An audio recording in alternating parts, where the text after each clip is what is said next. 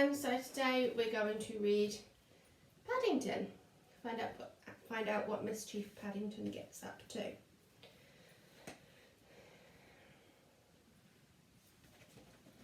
Mr. and Mrs. Brown first met Paddington on a railway platform. In fact, that was how he came to have such an unusual name for a bear, because Paddington was the name of the station. The Browns were waiting to meet their daughter Judy, when Mr. Brown noticed something small and furry near the left luggage office. "It looks like a bear," he said. "A bear," repeated Mrs. Brown. "On Paddington Station? Don't be silly, Henry. There can't be."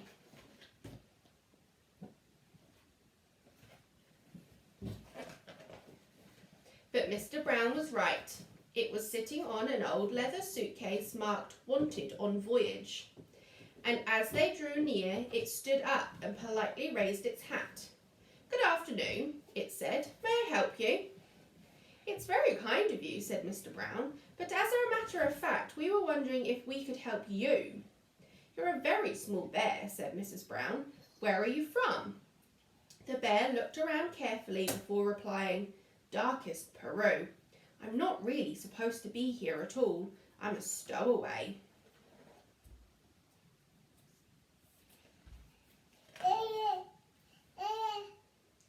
"You don't mean to say you've come all the way from South America on your own?" exclaimed Mrs. Brown. "Whatever did you do for food?" Unlocking the suitcase, the bear took out an almost empty glass jar. "I ate marmalade," it said. "Bears like marmalade." Mrs. Brown looked at the label around the bear's neck. It said quite simply, "Please look after this bear. Thank you."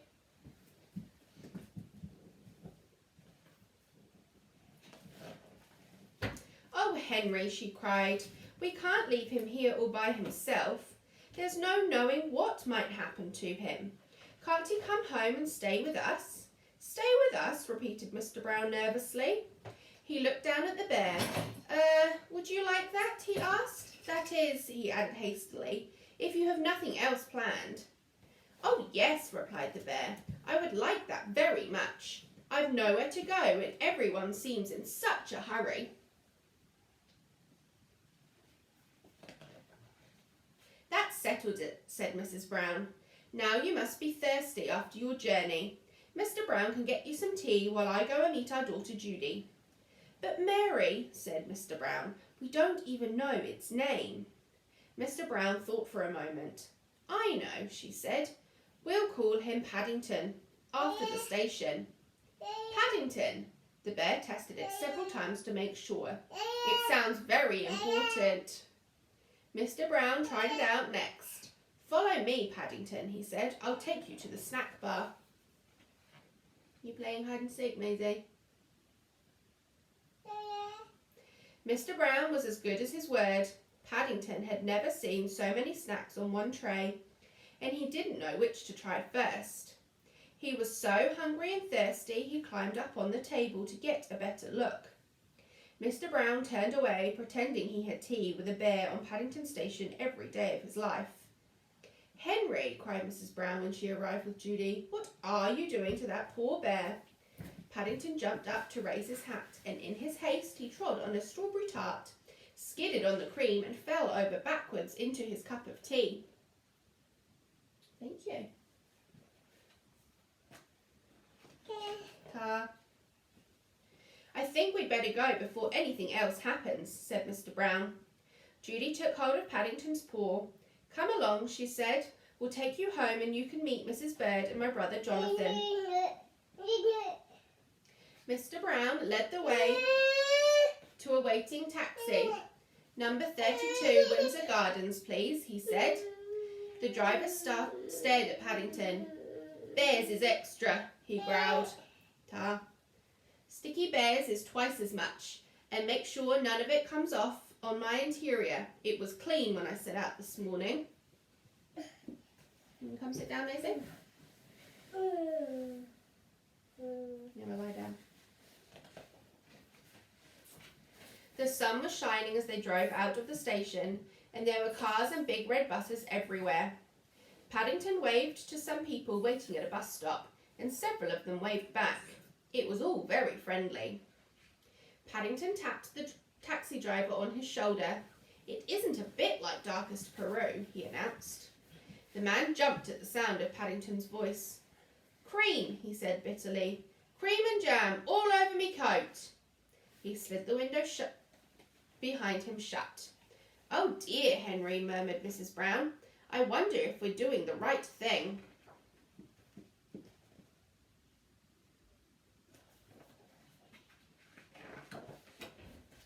Fortunately, before anyone had time to answer, they arrived at Windsor Gardens, and Judy helped Paddington onto the pavement. "Now you're going to meet Mrs Bird," she said. "She looks after us. She's a bit fierce at times, but she doesn't really mean it. I'm sure you'd like her." Paddington felt his knees begin to wobble. "I'm sure I shall, if you say so," he replied. "The thing is, will she like me?" There's Mrs Bird in the window.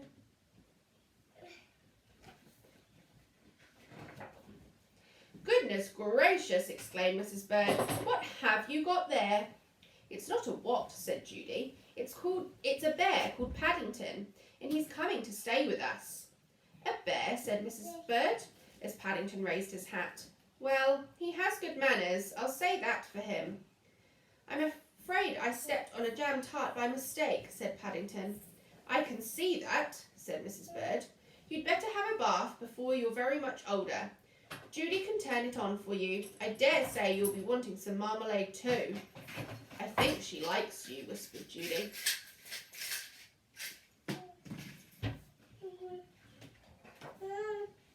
Paddington had never been in a bathroom before, and while the water was running, he made himself at home. First of all, he tried writing his new name in the steam on the mirror. Then he used Mr Brown's shaving foam to draw a map of Peru on the floor. It wasn't until a drip landed on his head that he remembered what he was supposed to be doing. He soon discovered that getting into a bath is one thing, but it's quite another matter getting out again, especially when it's full of soapy water. You doing some music? You go shake, shake? Good job. Paddington tried calling out, "Help!" At first in a quiet voice so as not to disturb anyone, then very loudly, "Help! Help!" When that didn't work, he began bailing the water out with his hat. But the hat had several holes in it, and his map of Peru soon turned into sea foam. Suddenly, Jonathan and Judy burst into the bathroom and lifted a dripping Paddington onto the floor. "Thank goodness you're all right," cried Judy. "We heard you calling out." "Fancy making such a mess," said Jonathan admiringly. "You should have pulled the plug out." "Oh," said Paddington, "I never thought of that."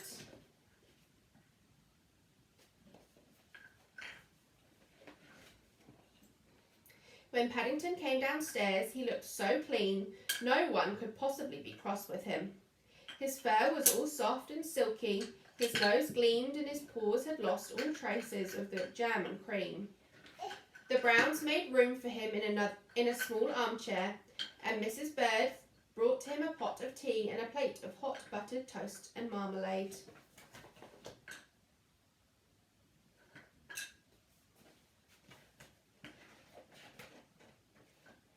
"Now," said Mrs Brown, "you must tell us all about yourself.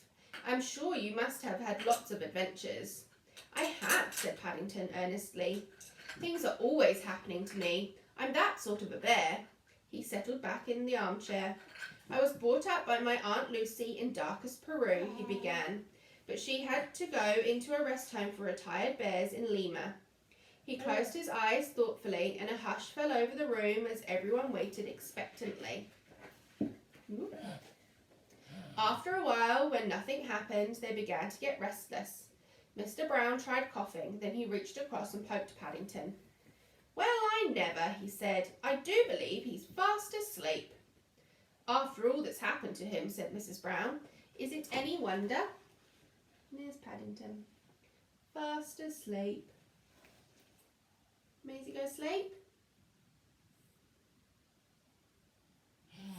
Yeah, good snoring.